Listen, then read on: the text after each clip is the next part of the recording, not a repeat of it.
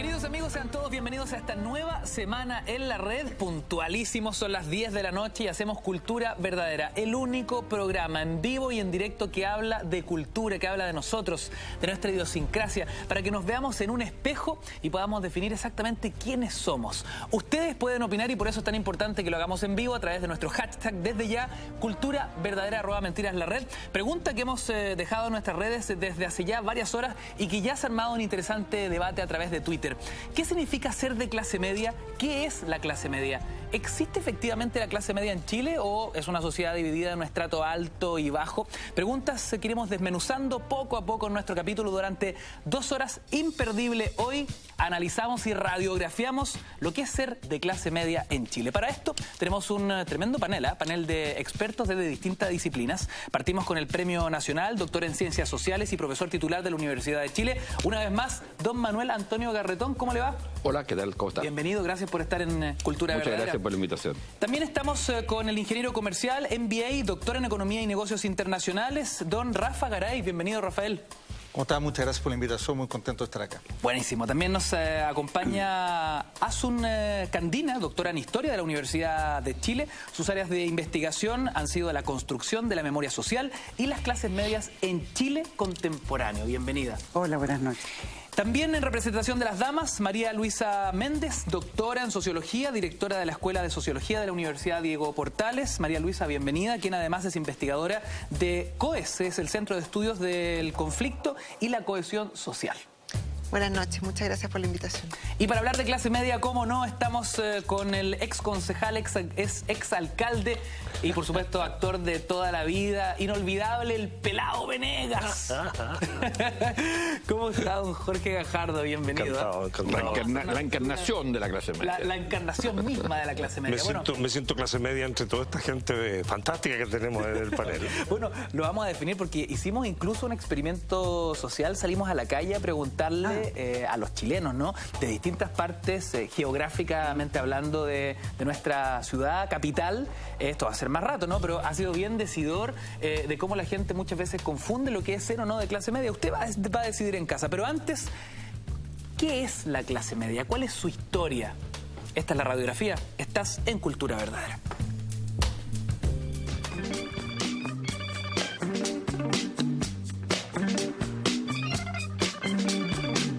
¿Existe la clase media en Chile? Quizás sería muy tajante plantear el hecho de que no exista o mucha gente se sentiría efectivamente ofendida de ser considerada de otro estrato social. Pero la drástica transformación de la estructura de producción y de la organización social del país en las últimas décadas pareciera haber barrido no solo con la antigua clase media, sino también con los criterios que definían esos sectores. Ser del medio en muchos casos no está tan lejos de los sectores populares, siendo la distancia con los niveles acomodados la real barrera inaccesible en la estructura social chilena.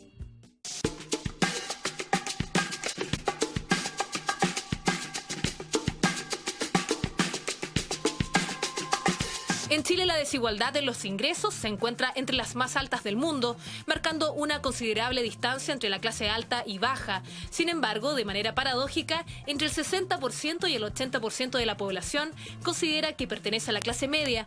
Al escuchar eso, la pregunta que nace de forma automática es: ¿de qué hablamos cuando decimos clase media? Mira, el concepto de clase media no es un concepto, yo te diría, bien afinado. Pero en general lo que distingue eso, yo diría que son los ingresos en particular y la cultura, que se denota en la forma de comer, en qué comen, te digo, cómo hablan, en múltiples cosas.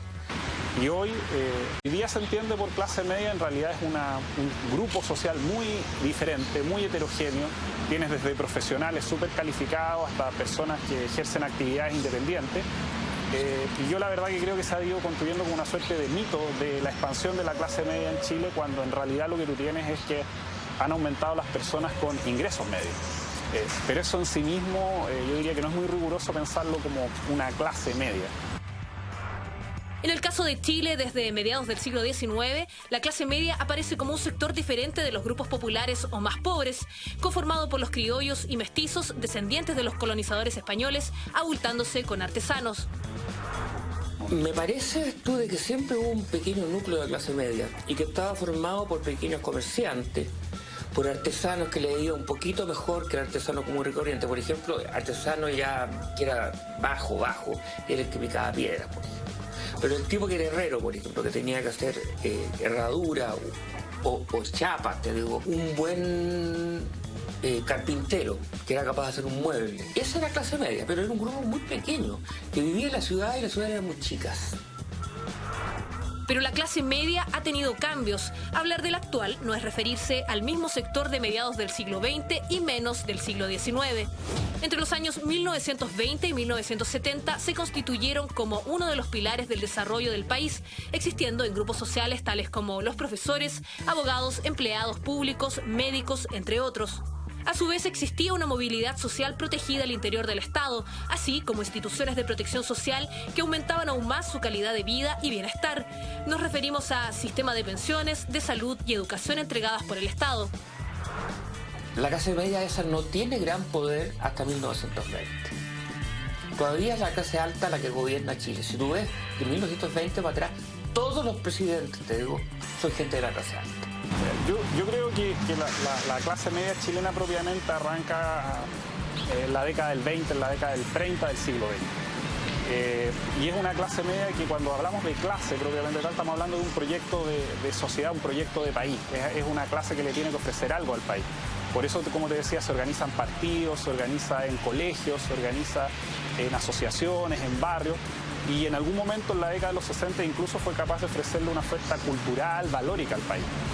Que tú te la imaginabas con el funcionario público en el Estado, o te la imaginabas con el profesional independiente, con el médico, con el abogado, o con el pequeño comerciante, el pequeño productor. Pero ¿qué ocurrió posterior a estos años? Que se generó un debilitamiento al sector social que presentaba el proyecto país afianzado a la democratización y al progreso social.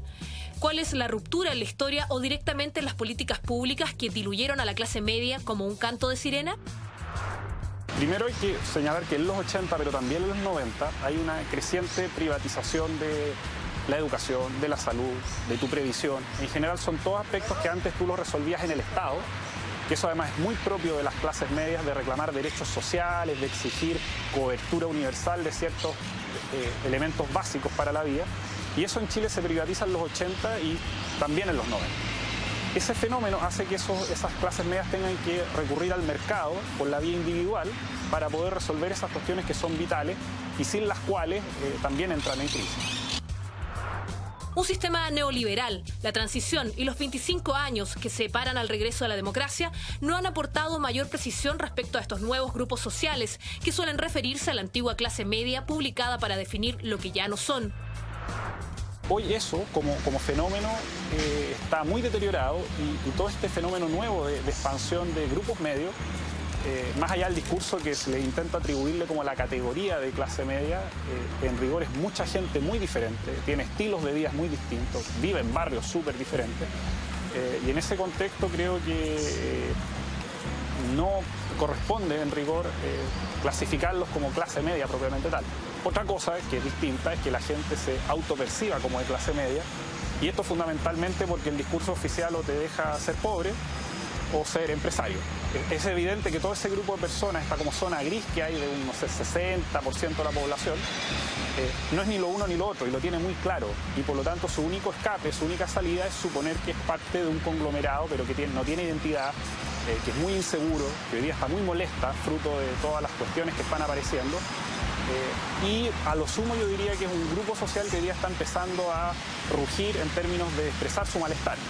Yo creo que se viene el tiempo en donde la sociedad va a empezar a rugir más fuerte, en donde van a haber movimientos de trabajadores, movimientos de estos nuevos asalariados que se entienden como clase media, pero también nuevos fenómenos como son, no sé, los movimientos medioambientales, las reivindicaciones de género, las reivindicaciones de la diversidad, que te empiezan también a incorporar nuevos elementos que no significan solamente volver a la vieja sociedad de clase. Actualmente muchos sienten que no cuentan con la estabilidad que da importantes ingresos o se percatan que no son el objeto de la política pública primordialmente dirigida a los pobres. Difícilmente logran articular lo que son de manera positiva o sustancial en el nuevo panorama social chileno. En su momento en Chile, el Chile de los 60 tenía grupos empresariales, clases medias, grupos obreros. Y eran las principales clases que existían en Chile. Hoy día, muchas veces entre un obrero y una persona que se puede concebir de clase media, como que pareciera que no hay diferencia. O todos se tienden a considerar en esta imagen de clase media.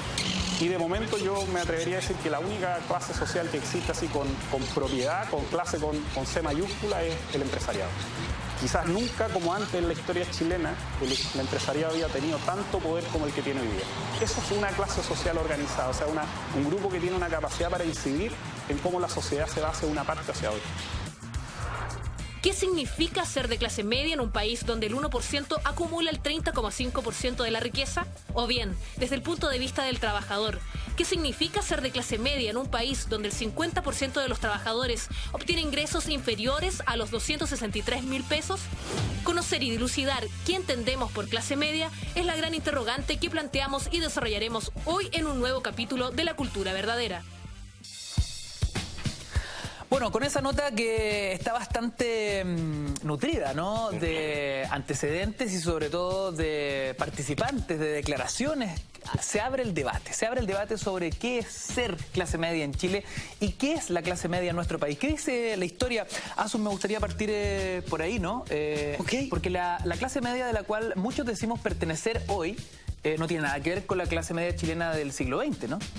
A ver, bueno, yo tengo que empezar diciendo que no estoy de acuerdo con varias de las opiniones que se dieron ahí en ese aspecto. Primero, históricamente, si uno lo piensa, toda clase social es heterogénea y diversa, no solamente la clase media, la clase baja, la clase alta, los sectores populares. O sea, el mismo Bocardo dice al final, bueno, el grupo empresarial puede ser identificado como una clase clásica, digamos, en el sentido marxista, clásico del término, pero también sabemos que la clase alta no está compuesta solo por los empresarios y hay otros grupos que o se autoidentifican o también son identificados como de clase alta. Y lo mismo ocurre con los sectores más pobres. A ver, pero esto está muy interesante. Y lo mismo Vamos ocurre con la clase ¿Cómo media? definimos una clase social? A ver, bueno, allí hay varias definiciones dependiendo de dónde tú vayas. Hay una definición de énfasis económico que tiene que ver con el ingreso, el capital, el salario, pero también hay definiciones sociales y culturales. Y yo creo que lo interesante tal vez para discutir de la clase media en Chile es que si empezamos a ver los datos corresponde a un cierto porcentaje de la población en términos de clase económica, dividida en subclases. Pero si hablamos de ella como norte simbólico, es decir, con algo que las personas quieren identificarse, ese porcentaje crece exponencialmente, o sea, pasa de un 35 a un 80% de la población, porque también hay una imagen positiva de la clase media, que no es nueva. Y dicho muchas de las cosas que se hablan ahí de que la crisis actual de la clase media, los grupos de clase media se vienen definiendo en crisis desde 1890. Es parte de su discurso. Somos la clase amenazada, vamos a desaparecer. Si tú lees los periódicos, los que hablan desde la clase media, siempre se está acabando, digamos. O sea, la que no tiene apoyo. Tiene una cosa medio milenarista y siempre son los más perjudicados porque a los pobres los ayudan y los ricos se las arreglan por su cuenta, pero nosotros, digamos, nos las tenemos que arreglar solas. Cosa que tampoco es cierta, pero es interesante discutirla, cómo podemos estudiar esas distancias entre los datos duros y las percepciones sociales y culturales. Bueno, hablando de datos duros, Rafa, ¿qué dice la economía? ¿Qué significa ser de clase media en los fríos números? Primero hay que dar, yo diría, rangos de ingreso. En Chile hoy en día sobre 1,5 millones, voy a redondear los números para no latear, pero sobre 1,5 millones de pesos mensuales por grupo familiar lo gana más o menos el 11% de la población. Después, entre 550.000 y el 1,5 millones, tú tienes el 35% de la población. Entre 241.000 y los 550.000, tú tienes un 42% de la población y un 12% que está bajo los 241.000, por tanto bajo el salario mínimo, que son los que típicamente se llaman pobres. Me enredé, Rafa. ¿Por qué no vamos a la pizarra mejor? No, es que yo soy malo para las matemáticas, entonces me empieza a sacar porcentaje y yo me vuelvo loco. Rafa, mira, aunque no veníamos preparados, te trajimos la pizarra, la misma de Bombalé. No es la misma, pero es parecida. Yo la uso. Así que, por favor, ahí vienen nuestras modelos. Eso, ahí está. Nuestros modelos, gracias, chiquillos. Ya, Rafa, ahora sí. Un poco para ponerle el rango de los ponerse en posición, en posición aula. Ok. Es una especie de vector. Ingreso en este eje, porcentaje en este eje. Perfecto. Tú tienes una distribución que es una cosa así, ¿cierto? Al final, ¿qué pasa acá? Tú tienes un 11% de la población que está sobre el 1,5 millones. ¿Ya? Voy a redondear la cifra. Tienes otro porcentaje que es un 35% que está entre el 1,5 millones hasta los 550.000 pesos. Perfecto. Después tienes otro porcentaje de la población que es el 42%, que llega hasta el nuevo salario mínimo, que es 241.000. Y después tienes un 12% de la población que está aquí abajo, y como estos son ingresos familiares, claramente los metiste en la línea de la pobreza. Definir clase media o sectores medios, ¿cierto?, es al final del día un ejercicio que muchas veces tiene que ver con el gusto del investigador o del académico. Algunos, como conversábamos antes, dicen es el 80%, o sea, yo saco el 10% más rico, el 10% más pobre, todo el resto es clase media. Pero eso deja un segmento demasiado grande. Típicamente uno pone una línea más o menos en el millón de pesos, y una línea más o menos en los 350.000 pesos. O sea, todo lo que está entre los 350.000 pesos y el millón de pesos, según tu posición, Rafael, como economista, es la clase media chilena. Sí, o el sector medio. Y eso te deja un porcentaje, yo te diría, más o menos del 45%, que sería esta zona que está acá. ¿Ya? Por lo tanto, cuando se dice, oye, el 80% de la población, bueno, no calzaría. Mira. Ahora, es importante ponerlo en términos de ingresos. Ahora, una de las cosas, porque cuando tú haces la pregunta, que vamos a ver por lo que tú decías después respecto a la clase media, tú paras en la calle a alguien que tiene un ingreso de 1,5 millones y dice, no, yo soy clase media. Claro. Sí, pero una clase media bastante acomodada, digamos, porque está dentro del 11% más rico del país. Y este guarismo de...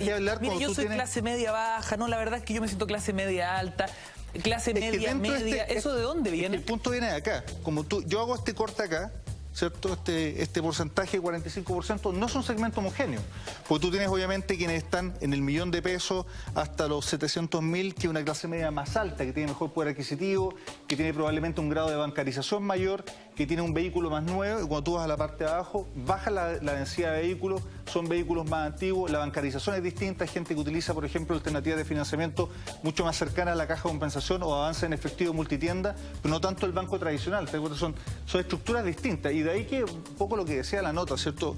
Lo heterogéneo que es el segmento es lo que hace que muchas veces se habla que no existe como clase. Pero yo concuerdo con lo que decía ella, y es que no tiene por qué ser homogéneo. Cuando tú vas a los segmentos empresariales, te aseguro que hay del 1% más rico, entre comillas, que tienen grandes empresas multinacionales, ¿cierto?, de cientos de empleados, pero también hay empresarios más pequeños que tiene 20 empleados, que le da relativamente bien y que seguramente tiene ingresos sobre 5 millones de pesos. Y al tener ingresos sobre 5 millones de pesos, está en el 1% más rico del país. Por supuesto. Entonces nosotros tenemos un problema también de distribución de ingresos, y eso podríamos hablar. Parte de la constitución que se da acá tiene que ver justamente con un mercado del trabajo que es bastante débil, bastante castigador. Porque al final del día, la clase media muchas veces, ¿cómo se autodefine? Dicen, bueno, son los que no nos ayudan mucho, a pesar que eso es discutible, porque igual disfrutan, por ejemplo, de seguridad pública, de alumbrado, de una serie de servicios, pero no tenemos ingresos como para poder generarnos ahorros y colchones de defensa, ¿cierto? Pero somos los que soportamos el gasto. Y ahí sí hay un componente importante, porque es un segmento amplio que tiene ingresos que son interesantes, y por lo tanto son los que sostienen el gasto retail, el consumo, los consumos que tú ves, las multitiendas previo a los eventos deportivos, las ventas, los plasmas están ahí. Sí, hay que ser claro, con un alto porcentaje de deuda, y si tú miras el último informe respecto a deuda, la morosidad en Chile ha crecido un 30%. ¿La morosidad en Chile? La morosidad en Chile ha crecido un 30%, wow. Y mirando este mismo gráfico tú podrías hacer una inferencia que es la siguiente. Primero se te da, una alta morosidad en este segmento, ¿ya? Y eso tú lo puedes dividir en dos. Primero, mayores de 65 años, que es un desastre, personas endeudadas con pensión básica solidaria. Es el segmento que, recordemos, menores está de 29. Bajo la línea del sueldo mínimo. Claro. Ahora, eso crece, va decreciendo hacia cuando tú llegas, ¿cierto?, a niveles más altos, pero tú tienes un problema de deuda súper objetivo, claro, y está medido, ¿cierto?, en la última encuesta de la Universidad de San Sebastián de Equifax, que a niveles de mayores de 65 años y menores de 29 años o segmento joven, tú tienes un alto endeudamiento universitario. El 45% de los jóvenes universitarios que no han terminado una carrera ya están endeudados, básicamente con instrumentos que les fueron entregados, ¿cierto?, mientras eran estudiantes, como forma de promoción, y por lo tanto tienes un problema. El joven termina su carrera y ya debe una casa, así de entradita, digamos. En el caso de los que pagan su universidad, absolutamente, pero también tienen deudas de consumo que son complicadas porque se les generan morosidades y las van arrastrando. Pero este segmento que estamos hablando acá, que lo puedo llamarse el segmento medio, es el que, entre comillas, tiene la aspiracionalidad de consumir, de tratar de tener una mejor calidad de vida, pero el mercado laboral le impide tener los ingresos y eso hace que tenga mayores niveles de deuda, por ejemplo. Oye, qué interesante lo que Rafael nos está explicando y quiero hablar con Jorge Gajardo, porque Chile... No, por favor, profesor Rafael. Yo quiero hablar con el exalcalde. A ver, increíble lo que pasó con los Venegas, ¿no? Porque los Venegas en la ficción venían de justamente la comuna de la Florida, una comuna en formación, pujante, gigantesca, populosa, una comuna que también sorprendió cuando muchos decían, no, un mall en la Florida no va a resultar. Terminó siendo un ejemplo de estudio internacional lo que significó el mall Plaza Vespucio, ¿no? ¿Cómo lo viviste, Jorge, desde la ficción, desde los estudios de TV, el fenómeno de los Venegas como la gran imagen de la clase media chilena de la época, de los 90 sobre todo? Sí, mira, nosotros intentamos ser un poco la radiografía de esa clase media. Éramos clase media nosotros, ¿no? Habíamos pasado etapas bastante distintas. Pedro Aguirre Cerda, por ejemplo, fue el presidente, yo creo que entra con la clase media fuerte en Chile, ¿verdad? Fenómeno que desaparece ligerito, ¿no? Fenómeno que es comido por otra oleada, digamos, de los sectores más poderosos del país, que se termina eso, ¿no? Así como viene la decadencia interna del Partido Radical, etcétera, ¿no? Pero en la época que nos tocó a nosotros mostrar... Encarnar la clase. Sí, claro que tuvimos... Nosotros partimos junto con el 89, junto con la democracia, digamos, nueva, o semidemocracia. Y podíamos ir mostrando cuando había crisis. Por ejemplo, hay que apoyar a los bancos porque los bancos se van al diablo, ¿no? Y todo el mundo, Chile, por decreto casi, los tiene que apoyar. Dinero que no ha sido regresado, ¿no? Excepto uno o dos bancos que han regresado un poco de plata. Sí, eso no está. Eso se quedó en el bolsillo del chiquitito de acá y nunca ha sido devuelto. Entonces, cuando pasaba una crisis y había que salir a vender huevos porque se había terminado el trabajo, bueno, nosotros lo hacíamos, ¿te fijas? Y el puerta a puerta y golpear, compra huevos, no, a la otra esquina. Son las bromas, pero son una realidad palpante. Creo que el ideario de clase media, muy encarnado en los poetas nuestros, ¿ya? Los poetas nos llevan a entender un poco. Yo leo a Huidobro ahora, Vicente Huidobro, y me parece fantástico. Me parece como que estuviera escribiendo hoy. Por ejemplo, estoy releyendo un diario que hace de una mujer, pero que habla sobre su padre. Es increíble. El análisis que hace de la clase alta, a la que él siempre repudió bastante, aunque era García Huidobro, ¿no? Que se había cortado el García para ser Huidobro, ¿no? Muy afrancesado, si tú quieres, pero con esa perspectiva de vernos desde otro continente y decir cómo éramos de mediocres, ¿ya? Cómo éramos de mediocres. Cosas que la clase media toma con mucha fuerza culturalmente. Yo, por ejemplo, terminé estudiando en el Instituto Nacional, después de haber sido muy terrible alumno en otras partes.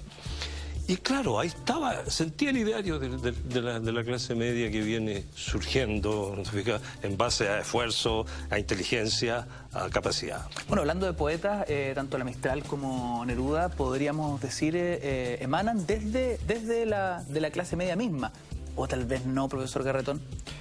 A ver, bueno, yo no estoy de acuerdo con las definiciones que se han dado de clase media a partir de ingresos. Porque yo hablaría ahí de grupos de ingresos, y grupos de ingresos alto, medio, etc. El punto fundamental cuando uno habla de clase en sociología es que se combinan varias cosas. Se combina una cierta posición en la estructura, digamos, de producción. Se combina un cierto nivel de ingreso que normalmente va asociado al puesto que se ocupa en la estructura de producción. Por lo tanto, ya tenemos dos cosas juntas. Se combina un cierto nivel educacional, que normalmente también va asociado a, digamos, situaciones de ingresos, y ese nivel educacional tiene que ver sobre todo, en el caso de la clase media, con la educación pública. Entonces, digamos, se combinan ciertas orientaciones culturales semejantes, independientemente que se sea heterogéneo los grupos, porque por supuesto es distinto un grupo obrero de una determinada región a un grupo obrero de otra región. La clase obrera de las minas de Chuquicamata, por ejemplo, es muy distinta a la clase obrera del carbón. Aristocracia obrera. Sí, no, yo no creo en esa pero así calificación. Pero muy distinta a la clase obrera del carbón, de la que nos describe Baldomero Illo, por ejemplo. Entonces, entonces hay varias cosas. No hay clase si no se dan todas esas cosas.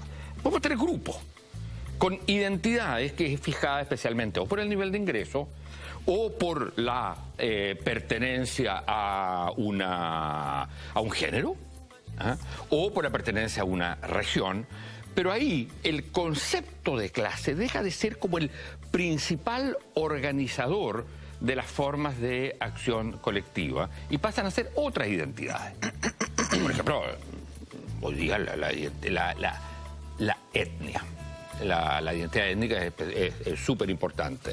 Uno podría decir que los mapuches, que no hay ningún mapuche que no podría estar entre los grupos de ingreso medio, quizá. Sobre todo cuando los ingresos medios van desde 250.000 o 500.000 hasta 1,5 millones, tú comprendes, puede haber. Entonces, ¿significaría clase media? No se define de otra manera. En cambio, vivimos una época en Chile en que básicamente la gente se identificaba por su pertenencia a una clase, y esa era una orientación muy ideológica. O sea, no solo porque soy obrero o porque soy poblador, sino porque soy de tal partido. Entonces, esta relación entre clase social, con todas estas dimensiones que tiene la clase, el ingreso, el nivel educacional, la ocupación, las orientaciones culturales, tenía una cristalización ideológica. Ideológico-política, porque también puede ser ideológica en general. De hecho, hay una ideología de clase media, lo que se llama la ideología mesocrática, que es, por ejemplo, el meritocratismo, el cierto rechazo a lo plebeyo, el cierto arribismo. Bueno, uno podría decir, pero en el caso chileno, independientemente de si eran eso, esas fórmulas ideológicas eran sobre todo expresadas a través de las opciones políticas. María Luisa, y política ¿de acuerdo partidaria con lo expuesto por el profesor Garretón? Bueno, ¿cómo no voy a estar de acuerdo con el profesor Garretón? Sí, claro, pero bueno, con algunos matices, porque... No le coquetea a nuestro panelista. Sí, estamos acostumbrados. Que agarra papa. Sí, no sé, lo conozco ya. Nos llevamos coqueteando mucho tiempo. Sí. No me haya oído tu pedido. Sí, está escuchando. Mira, yo estoy de acuerdo, pero creo que hay una cuestión que es bien importante, un poco retomando lo que comentabas en un comienzo. Yo creo que es muy importante como para entender este mapa sobre los segmentos medios, las clases medias, entender un poco la trayectoria de cómo se han ido conformando de acuerdo a cambios que tienen que ver con la propia estructura social chilena, ¿ya? Cuando se habla de la clase media tradicional, aquí por supuesto hay hartos matices, pero en general se tendía a hablar de una clase vinculada al empleo público, ¿ya? Que creció al alero de la expansión del Estado, con, no sé, un cierto tipo de desarrollo económico, a principios, fin del siglo pasado, en fin. Entonces, una clase que efectivamente compartía una posición en la estructura social, un cierto ideario político, un cierto estilo de vida, acción política en torno a ese ideario, etcétera. ¿Lo podrías personificar en un personaje? El Partido Radical. El empleado público. Con un oficio conocido. ¿Qué radiografía de chileno sería? Bueno, ahí la Asun es la experta. Esa clase media tradicional histórica que está como en el ideario es el empleado público. El empleado público y el profesional que trabaja para el Estado. Perfecto. Claro. Y de ahí, claro, el tema en el fondo es que se cristaliza fuertemente en ese ideario la idea de una clase media más homogénea, con identidad de clase y con una acción política que en el fondo está orientada por ese interés, ¿sí? Y que un poco también... Urbano, perdona. Urbano, claro. Porque también hay un prototipo de clase media rural, campesina que vendría a ser el pequeño propietario. Claro. Y que en eso no está ligado tanto a lo público como si está ligado en el caso urbano. Claro, lo que pasa es que durante el siglo XX, en el discurso público, en el discurso político también, que recurre mucho a él, es bien interesante porque a lo largo de la historia de Chile del siglo XX, el Partido Radical y el Partido Demócrata Cristiano se presentaron públicamente como los representantes de la clase media chilena. Yo hasta ahora no conozco ni un solo estudio empírico que pruebe que electoralmente esos sectores medios, o sea, empleados profesionales y todo eso, eran el gran apoyo de esos partidos. O sea, es su discurso.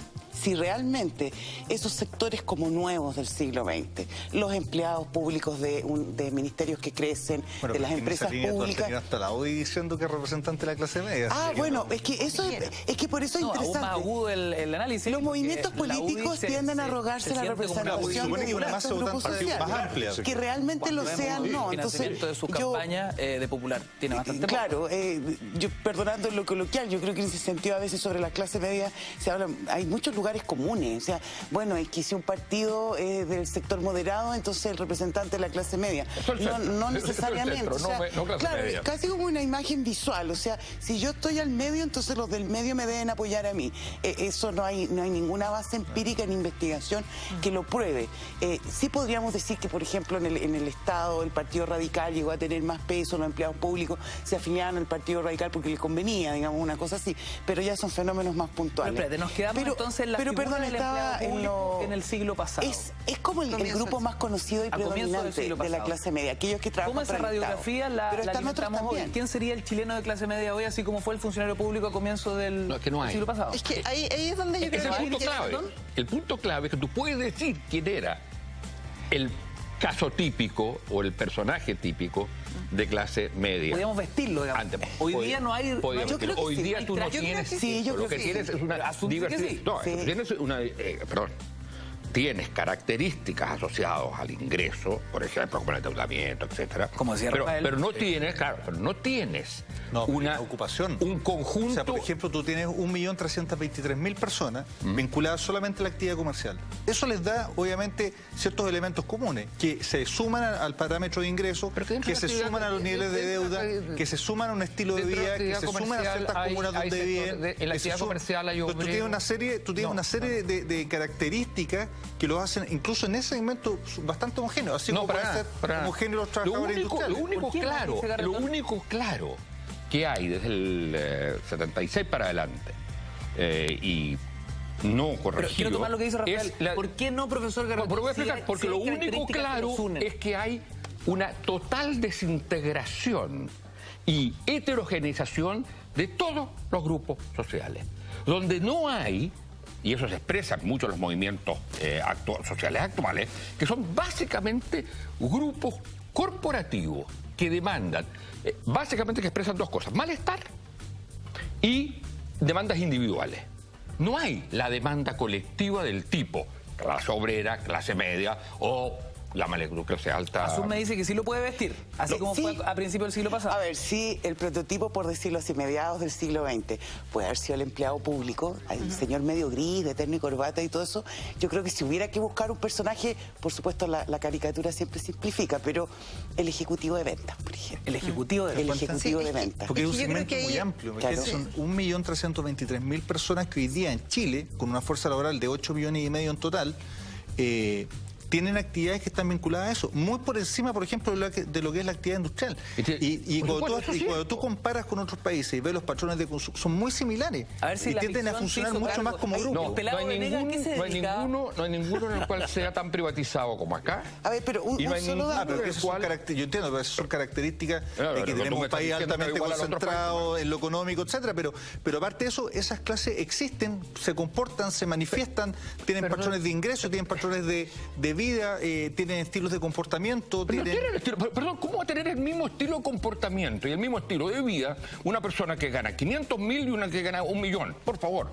Muy similares. No, para nada. Muy similares, muy similares complementadas atrás de la deuda. No, pero yo me dedico a estudiar no son los patrones de consumo de una persona que gana 550.000 pesos y una que gana 1 millón de pesos no tienen prácticamente ninguna diferencia. Tienen absoluta diferencia en las marcas.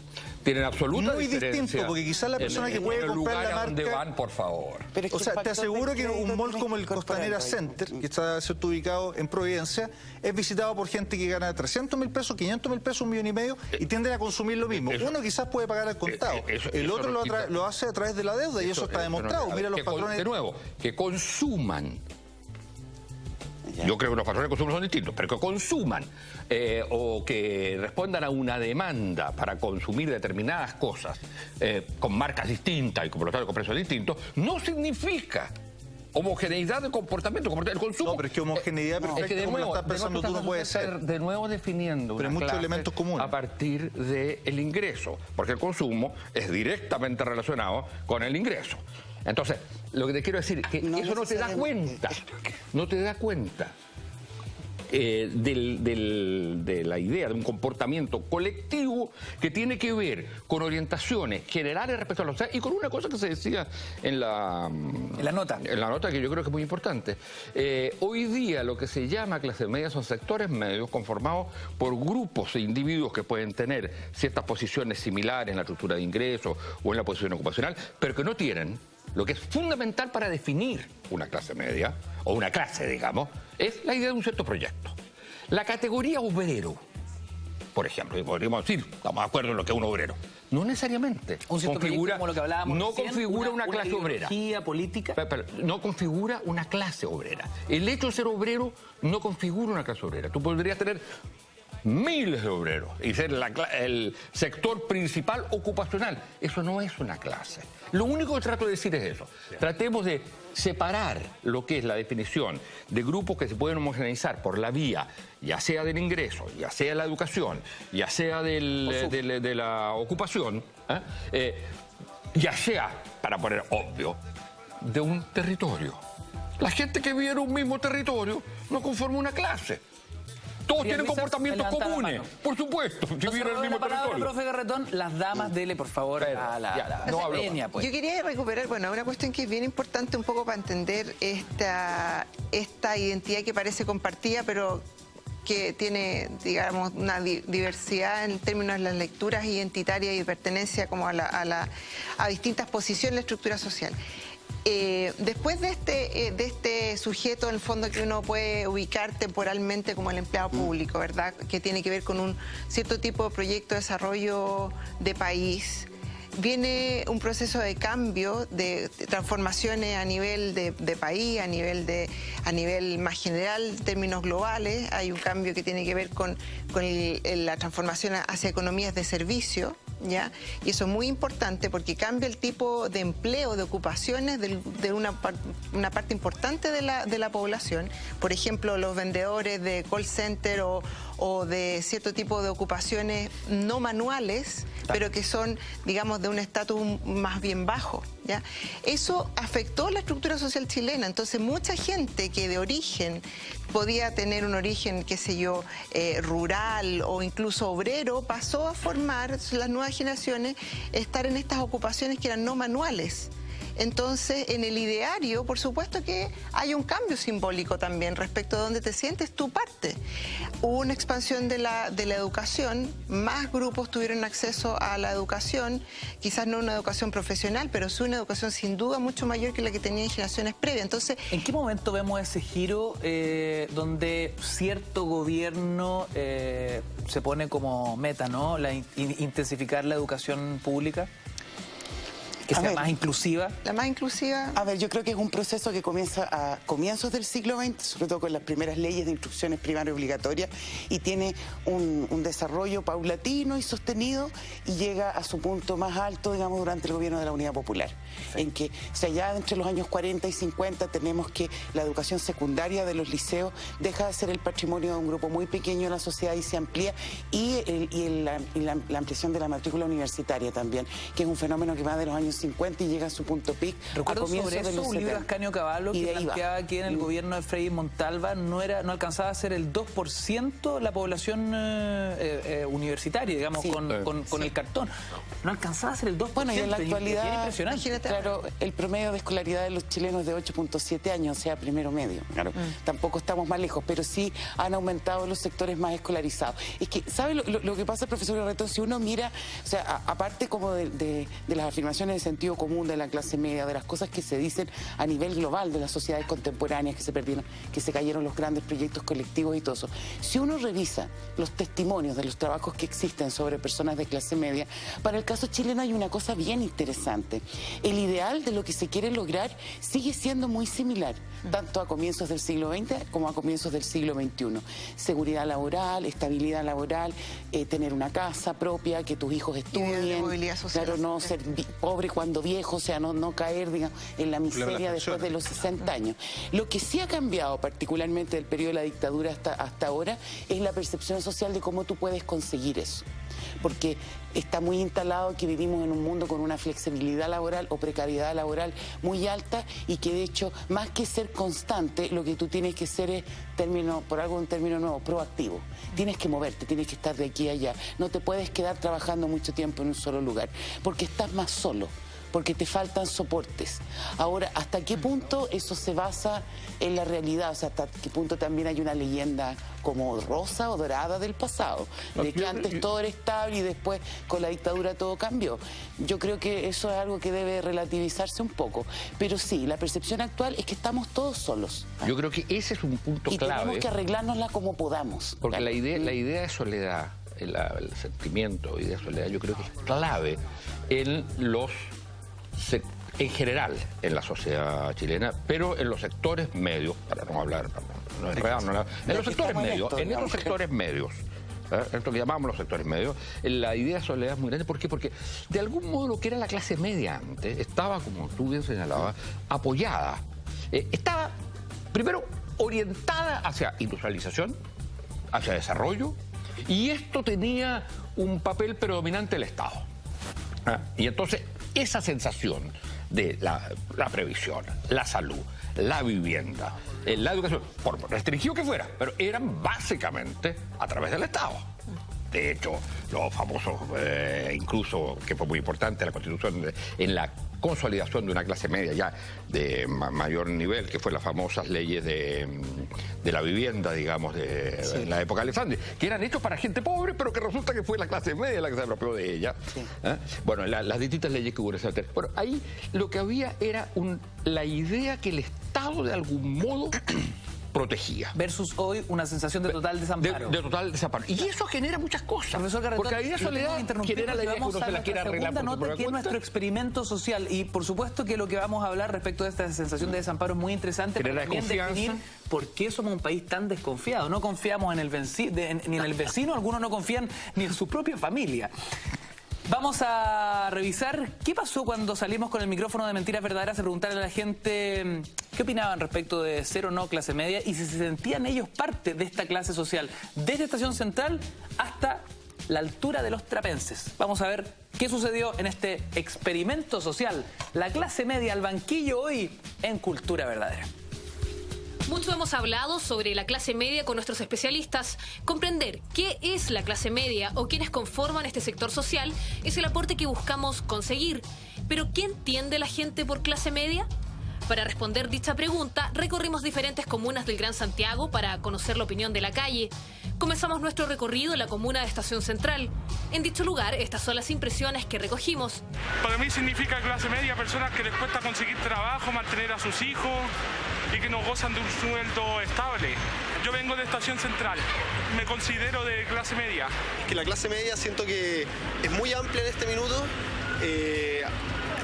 una clase aspiracional que ya está saliendo de la pobreza, pero sumamente esforzada, que tiene sus hijos, que algunos que van a estudiar por primera vez en la universidad, otros que ya también son profesionales, pero no les ha ido muy bien. La mayoría de la clase media yo siento que son personas con un nivel de estrés importante también. Soy de Ñuñoa y me considero totalmente clase media. Media no existe la clase media, porque no es la alta y la baja. Y en la baja siempre tiene ayuda, y la clase media no tiene ningún tipo de ayuda. No tiene ningún bono ni para la universidad, no tiene bono para la alimentación, no tiene bono para nada. Yo pertenezco a la comuna de Pudahuel. Yo soy de la comuna de Colina. Según lo que a nosotros nos hacen saber en las redes de comunicación, en la televisión, por el hecho de estar trabajando, tener un sueldo o tener, no sé, un televisor en la casa, para el gobierno ya somos de parte de clase media. Entonces, si es así, según el gobierno, diría que sí, porque no vivo bajo el puente y tengo una vida digna, digamos. Respuestas muy similares entre las personas que transitan este popular barrio comercial. Para contrastar estas respuestas, continuamos avanzando por la arteria principal de Santiago, subiendo hasta el conocido punto que divide a la capital de Chile. Nos referimos a Plaza Italia. Escuchemos las respuestas que obtuvimos ahí. Tener una casa con sus comodidades, pero tampoco normales, no muy... Es como quedar en la nada en el fondo, porque la clase baja igual tiene más ayuda y la clase alta, bueno, también, pero a nosotros igual nos cuesta todo el doble. Nosotros somos de la comuna de La Florida. Bueno, para mí es como un mito, o sea, es como una clase emergente que está entre la clase alta, ABC1, la clase baja, personas con estudio, que están empezando a estudiar en realidad. De repente clase media es como el primer profesional en la familia, que está como emergiendo, y en realidad es una clase que no tiene, está ahí, no tiene ni la ayuda del Estado, ni tiene, es muy esforzada en realidad. Sí, me considero clase media, estoy de Viña, sector Aguas Altas. Bueno, para mí clase media es lo que está justamente, como dice, entre la clase baja y la clase alta. Digamos que es una clase que tiene trabajo, que tiene cierto acceso a ciertos bienes, no de lujo, que vive, alcanza a ahorrar un poco, digamos así, está un poco más acomodado, pero no está holgado, por así decirlo. Yo me considero clase media, sí, soy de la comuna de Recoleta. Bueno, para mí clase media significa toda la gente que hoy en día se esfuerza para salir adelante, que día a día va en el metro, se esfuerza, trata de sacar a su hijo adelante, y bueno, los que están hartos de todo este sistema que hoy en día está. Yo me considero de la clase media. Una clase social semi-extinguida hoy día, ya que desapareció y que se convirtieron en dos grandes clases en Chile, que es la clase alta y la clase baja, y que está diagnosticada esencialmente por los términos económicos. Clase media era los ex profesores, los profesores de antes. Hoy día un clase media es un ingeniero y con profesión 1A. ¿Ya? Y todos los otros son clase baja, ¿no? Yo soy ingeniero civil, ¿ya? Y me considero clase media y apenas clase media, ¿ya? Por suerte clase media. Y yo vivo en La Reina, estoy de la comuna de La Reina. Respuestas y apreciaciones parecidas a las recibidas en Estación Central. Quienes transitan por Plaza Italia se consideran de clase media. Seguimos avanzando por Santiago en búsqueda de respuestas diferentes. Ver si alguna persona nos dice algo como yo soy de clase baja o soy de clase alta. Llegamos hasta la comuna de Las Condes y esto nos comentó la gente del lugar. No creo que exista la clase media en Chile. Creo que hay una clase muy baja y una clase muy alta, pero clase media creo que no existe. Yo soy español y por lo tanto ahí sí que existe una clase media. Hay unos sueldos bastante más equiparados con los distintos tipos de rango de sueldo, de profesiones, y por lo tanto conseguir comidas, conseguir ropa es bastante más fácil. Para mi clase media, bueno, son los que no son pobres ni son ricos, quienes están por sobre el sueldo mínimo, pero más que eso, encuentro que son los que se llevan la carga de todo. Cualquier reforma que hacen al final perjudica a los clase media porque salvan a los pobres y a los ricos no le hacen ni cosquilla. Entonces encuentro que al final quienes, por decir así, pagan el pato son la clase media. Sí, yo me considero clase media. Yo soy de Win. Yo creo que la clase media no existe, por lo menos en Chile, ya que generalmente la gente se pasa endeudándose, por lo tanto nunca se puede zafar de las deudas. Yo creo que existen los pobres endeudados. Yo soy de la comuna de Santiago de Centro. Para nosotros la clase media creo que tiene más dinero, más plata, y aquí no he visto mucho de la clase media porque no he visto mucho de la clase baja. Vivo en La Barnechea y eso no es la clase media, es la clase alta. Y eso no es Chile. En este sector, la visión de dos extranjeros nos ayudó para ver desde otra perspectiva si en Chile existe realmente una clase media. Continuamos recorriendo otro punto del sector oriente de Santiago. En Estación Central, Plaza Italia y Las Condes aún nos encontramos con chilenos que dicen ser de clase media. 3 comunas, pero la misma respuesta. Llegamos hasta Los Trapenses, en la comuna de Lo Barnechea, para saber de qué clase se consideran las personas que residen en el sector, y las respuestas no varían. Creo que la gente de clase media es la que trabaja día a día, es la que se saca como un poco la cresta trabajando, y al final igual se tiene que endeudar, igual tiene que pagar las cuentas, o sea, igual tiene que aguantar al jefe que lo hincha. Creo que la clase media también está muy estratificada. Hay una clase media más baja, una clase media más alta, una clase media más media, que también se puede definir como por dónde uno vive, cuánto gana, cuáles son sus bienes. Sí, yo creo que yo soy clase media, igual que mi familia. Creo que soy clase media alta, eso sí, porque igual nos va bien. Obviamente también vivimos con deuda, trabajamos pero claro, yo creo que sí, soy clase media, porque no me puedo tirar a rascar la guata al sol. Entonces, yo vivo en Vitacura. Para mí la clase media básicamente yo la defino como un tema de estrato social. También los ingresos que uno tiene anualmente lo puede definir lo que es clase media. Acá en Chile yo creo que existe una clase media bien marcada. También se da la diferencia de que hay gente con mucha plata y gente con muy poca plata, pero creo que sí existe una clase media que, bueno, básicamente lucha, como te iba diciendo antes, por el tema del emprendimiento y trata de salir adelante. Esa es la gente que se cataloga como clase media. Yo soy clase media porque estoy en pleno proceso de emprendimiento.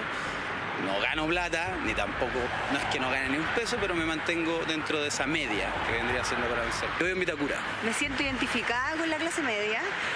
Creo que somos como la mayoría de los chilenos que trabajamos y que tenemos un sueldo promedio como para vivir bien, pero no ostentosamente, sino que normal. Pero cómodamente, no en pobreza. Y creo que de todas maneras estamos de la mitad para arriba, en el fondo, en el sentido a nivel mundial. O sea, me siento como agradecida por ser parte de la clase media, pero sí considero que somos los que nos llevamos todos los impuestos y que pagamos la mayor parte de las cosas correctamente en el país. Eso es como mi percepción personal. Yo vivo en Colina, no Colina mismo, pero de esa comuna. Yo la identificaría como gente súper trabajadora, empeñosa, muy sencilla, aplicada, gente tranquila, que vive feliz y que trata de salir adelante a como de lugar. Así lo definiría, punto. Aquí, Barnechea. ¿Dónde están las otras clases de Santiago? ¿Vivimos en una ciudad de clase media? Por las respuestas que recogimos en la capital, al parecer no existe clase baja ni clase alta, ni populares ni dominantes, o explotadores y explotados. Al parecer estamos en un ejemplo de sociedad. Al final, juzgue usted. Y si a ti te dicen que tu AFP puede aumentarte el sueldo, es para no creerlo. La verdad, yo tampoco lo creía, pero Gisela Salgado se cambió y me explicó que ahora paga menos comisión que en su antigua AFP.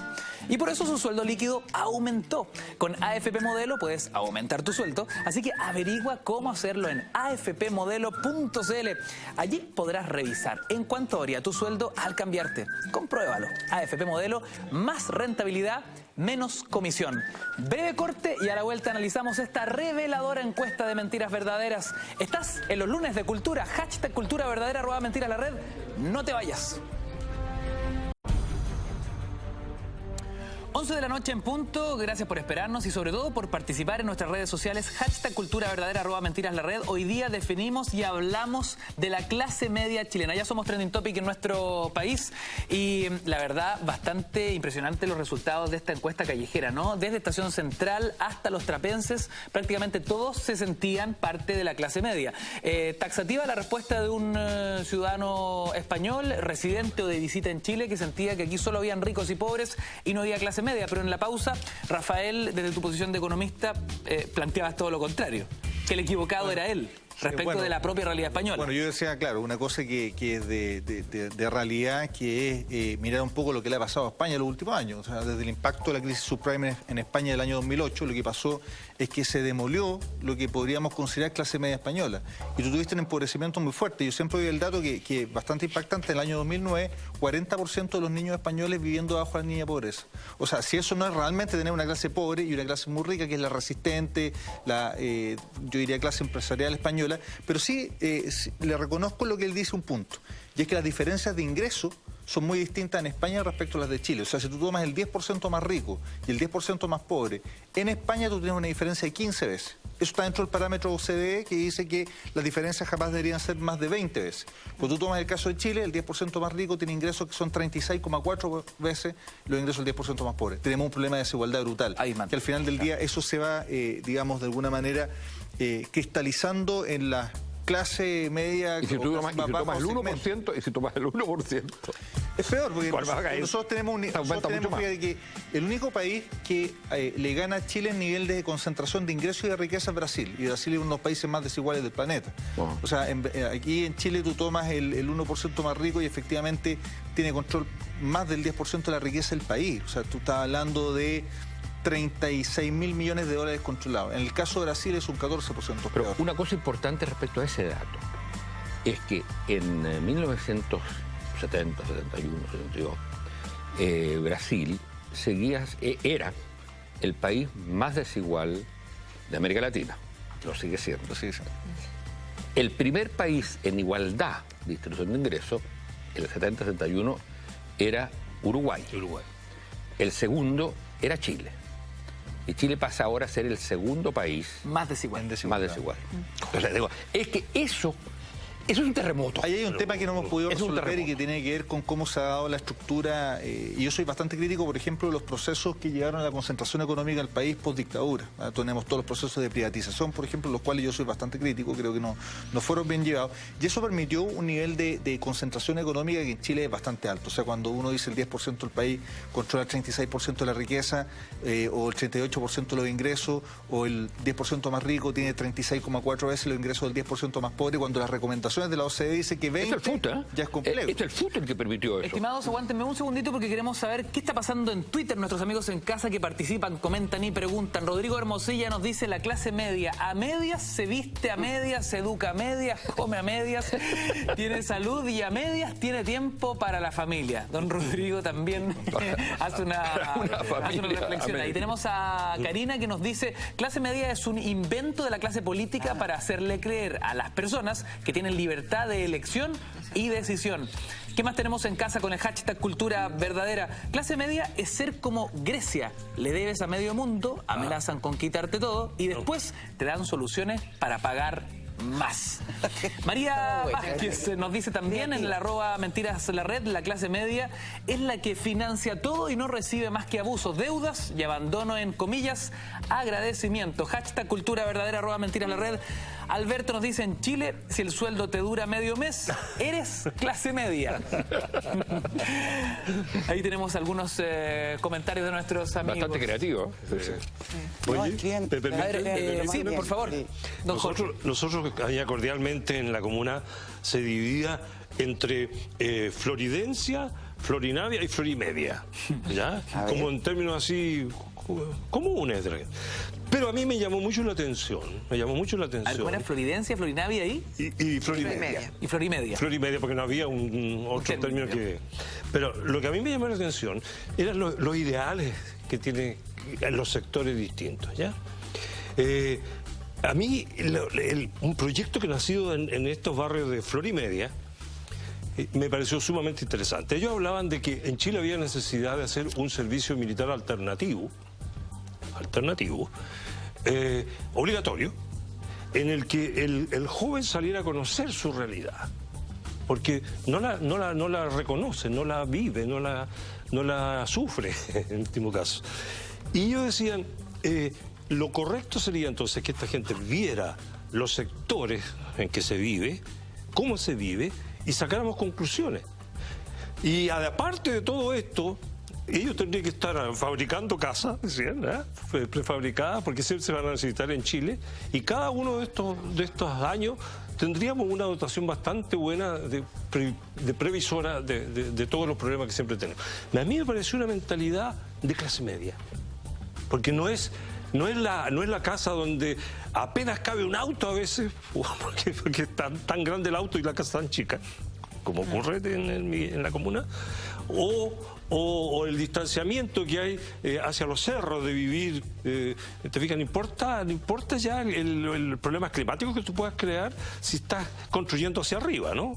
Porque son pocos los lugares donde realmente se vuelve a refrescar el aire porque se ha defendido determinado bosque, te fijas, nativo, que si no estaríamos bastante liquidados.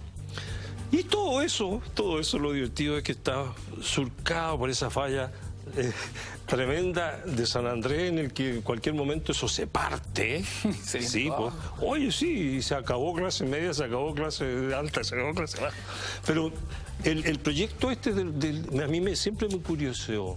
Algo nacido de ello, en la conversación real. A mí hay otra cosa que me parece curiosa, Rafael, y te lo quería preguntar. ¿Cuáles son las carreras técnico-profesionales que hoy en Chile generan mayores ingresos más rápido? Es decir, ¿quién ve una carrera profesional o técnico-profesional como una inversión, ¿no? ¿Cuáles son las carreras donde se reditúa más rápido el retorno, más bien? Sí, no, se te entiende perfecto la pregunta. Mira, lo primero yo te diría que hay carreras altamente saturadas. Si quieres, Rafa, la pizarra está a disposición, por si te interesa. No, te lo explico. Cada rato, pobre hombre. Claro. No, pero mira, tú tienes, a ver, por ejemplo, hoy en día carreras del área de la salud. Carreras de la salud te permiten, en el fondo, obtener ingresos mucho más rápido. Piensa tú la escasez que existe. Esto va a ser distinto en 5 o 6 años más, pero piensa tú la demanda que existen por enfermeras o arsenaleros incluso. O sea, todo lo que está vinculado al ámbito de la salud, que es un fenómeno también bastante internacional. Yo diría que ahí hay una demanda fuerte. Hay otra demanda fuerte que yo creo que se ha mantenido bastante estable en el sector de la ingeniería, digamos, para empresas más bien regulares. Estoy dejando fuera el análisis de la minería porque el desplome del precio de la minería, todos sabemos lo que ha producido, ¿cierto? Básicamente 1/3 de los trabajadores y profesionales vinculados a la minería han perdido los puestos de trabajo. Entonces, yo diría va más por ese lado. Ahora, sí es cierto, y aquí yo creo que tenemos que hacer una especie de mea culpa como país, que hay en las carreras, obviamente no en todas las instituciones, pero quiero ser bien claro, en muchos centros de formación técnica y en muchos institutos profesionales se da una educación que no es mala, sino que es pésima, ¿ya? Y no prepara, no habilita a esos jóvenes a poder entrar en el mundo laboral. Y lamentablemente hay carreras que tienen aranceles de, no sé, 1.100.000, 1.200.000. Tú estudias 2 o 4 años, dependiendo de una carrera en un instituto profesional, un centro de formación técnica, y ese joven, y que a veces es adulto también, que estudia cierto vespertino, sabe el mercado y no tiene ninguna empleabilidad. Es que eso yo creo que es un punto clave, el papel que ha jugado, digamos, la educación y la educación privatizada. La educación pública, que era un 70%, 80%, hoy día es un 30% y en algunos niveles es mucho menos. Y uno ha creado la gran ilusión de la movilidad social. Es cierto. La famosa cifra que siempre decía Ricardo Lago, ¿no es cierto? 7 de cada 10 estudiantes en la universidad, sus padres no habían completado su educación secundaria o no eran profesionales, digamos. Hoy día tú tienes 7 de cada 10 en la educación superior. Pero hay un tema que hay que y el punto que es interesante es que en esa formación, o sea, tú tienes una movilidad educacional absoluta, sí, pero tu movilidad relativa, es decir, los niveles de igualdad, tu movilidad no te sirve para acercarte al otro, sino que, es más, se produce un distanciamiento pese a que tu situación sea teóricamente mucho mejor que la de tu padre. ¿Por qué? Porque, entre otras cosas, el tipo de educación, lo que tú señalas, el tipo de educación, eso era... De hecho, hay dos cosas. Hay un punto en un nivel educacional mejora la situación de ingresos, eso es cierto. Pero por otro lado, lo que pasa es que como vas creando nuevas especializaciones, de ahí pasas al magíster, del magíster pasas al doctorado, todo esto va aumentando la distancia. Entonces tú tienes la impresión que, por supuesto, que tú has mejorado en relación a tus padres, pero en términos de desigualdad, la educación no ayuda mucho. Sobre eso, sí, cortito, se crean varias cosas. Primero, tú tienes instituciones que yo considero que son privilegiadas en el país, privilegiadas como Universidad de Chile, Universidad Católica. ¿En qué sentido? En que reciben estudiantes que tienen en general un capital cultural mayor. Por lo tanto, es mucho más fácil enseñarle a ellos, ¿cierto?, comparado con otras universidades que reciben estudiantes con capital cultural inferior y que yo creo que son, en parte, víctimas de un engaño, porque se les promete algo que en realidad no se les puede entregar, porque si tú no pasas a esos estudiantes, digo, yo fui vicerrector de la Universidad Central y veía muchos jóvenes que llegaban que tenían un nivel de capital cultural muy bajo y tú necesitabas 2 o 3 años de cursos de formación para habilitarlo para poder entrar en la carrera que ya había entrado, y eso es desastroso. La deserción académica es muy alta y también hay deserción económica. Y respecto al tema económico, es que no es razonable en un país que trata de ser lo más sano y entregar la mayor cantidad de oportunidades posible, que estén saliendo jóvenes al mercado laboral que traigan deudas de 50 o 60 millones de pesos, porque al final del día hasta los primeros 15 años de su vida profesional pagando una parte importante de su salario justamente en la deuda, ¿cierto?, que adquirieron. Entonces tenemos un problema de modelo. A mí, fíjate, yo no tengo problemas con la educación privada, no los tengo, yo soy hijo de la educación privada, pero creo que tiene que ser en un contexto, en una justa dimensión y con ciertos niveles de calidad. No puede ser cualquier cosa, no puedes ampliar todas las carreras. Recuerda ¿Cómo puedes tener una proporción como la que tienes ahora? Recuerda lo que pasó con los técnicos jurídicos. 3.000 cabros que estudiaban una carrera que no tenían ni siquiera una oportunidad laboral y al final del día tuvieron que cambiarse, reestudiar otra cosa, perdieron plata y siguen algunos en acciones judiciales contra la universidad que impartió la carrera. Entonces, tiene que haber mejor supervisión. Aguántenme un segundito, yo tengo que moverme por acá, pero vuelvo al tiro. Temas interesantes, lo que hablábamos y quedaron pendientes, por ejemplo, el desamparo de la gran clase media. Ya hablaremos de aquello. ¿Y ustedes saben por qué me gusta tanto la leche Colún? Porque Colún tiene una fórmula única y natural de hacer la leche, envasándola en su origen. Es por esto que la leche Colún tiene ese exquisito sabor, fresco y natural, que nos evoca toda la magia del sur. Porque hacer la leche de manera natural tiene magia. Colún, toda la magia del sur. Colún, todas las noches en Cultura y Mentiras Verdaderas. Hashtag Cultura Verdadera, @Mentiras la Red. Seguimos discutiendo sobre la clase media chilena. Antes de seguir avanzando, tenemos abierta la cuenta Twitter, recuerden, @Mentiras la Red, para que ustedes también dejen sus preguntas y comentarios. A ver, tenemos una pregunta en Twitter, señor director. ¿Qué nos dice Fernando? ¿Las clases se definen según los ingresos o según la actitud frente a la sociedad? ¿O son los que no reciben ayuda? Ayuda del Estado, me refiero. Supongo que ahí en la última pregunta está intentando dar una definición de la clase media. Bueno, de estas cosas ya se han hablado. Asun, ¿quieres tomar la palabra? Me encanta esa pregunta y sobre todo me encanta lo que dice al final. Bueno, ¿cómo nos definimos? Como los que no reciben ayuda, porque yo creo que allí hay una pregunta para la investigación en Chile, la investigación académica y también de centro, o la misma autorreflexión que los grupos pueden hacer. ¿Por qué? ¿Por qué tenemos esta idea de que la clase media chilena no solamente es, sino que siempre ha sido una clase desamparada? Una clase a la cual no le llegan las políticas públicas, no le llega la educación. Porque uno podría decir que la conversación que ustedes dos tenían recién, o sea, en Chile, claro, hubo un proceso de privatización salvaje de la educación superior y además sin ninguna planificación, solo pensando en cuánta plata podían ganar con determinadas carreras, que ha afectado mucho las expectativas y la empleabilidad de quienes estudian allí. Pero no podemos decir que en términos de largo plazo, claro, la clase media chilena nunca haya recibido ninguna ayuda. Entonces, pero está de todo lo contrario. De hecho, el profesor Garretón lo dijo, durante el siglo XX, en la época de oro del Estado chileno, gran cantidad de las políticas sociales, las políticas públicas, los grandes beneficiarios fueron la clase media. Pero tal vez uno podría decir que la respuesta, no sé qué opina María Elisa, está ahí mismo. Después de haber pasado, de tener una experiencia, una memoria hacia atrás, que no es la de la gente más joven y directa, pero sí es lo que les llega de sus padres, de sus abuelos, de que sí tuvieron acceso a oportunidades que se las proveyó el Estado, claro, y por lo tanto muchos de ellos sí pudieron salir de la pobreza, sí pudieron pasar de esta clase media emergente o baja a la clase media ya profesional con mayor estabilidad, y que eso ahora no está. Y eso provoca un nivel de angustia y una sensación de desamparo aún más profunda. María Luisa, ¿por qué el desamparo, esta sensación de soledad está tan asociado a la desconfianza? Chile como uno de los países más desconfiados del mundo. Mira, yo creo que es fundamental entender ese proceso, y estaba pensando mientras tú hablabas, Jorge, sobre estudios que nosotros hemos hecho más cualitativos de la Florida, de como las comunas emblemáticas de clase media.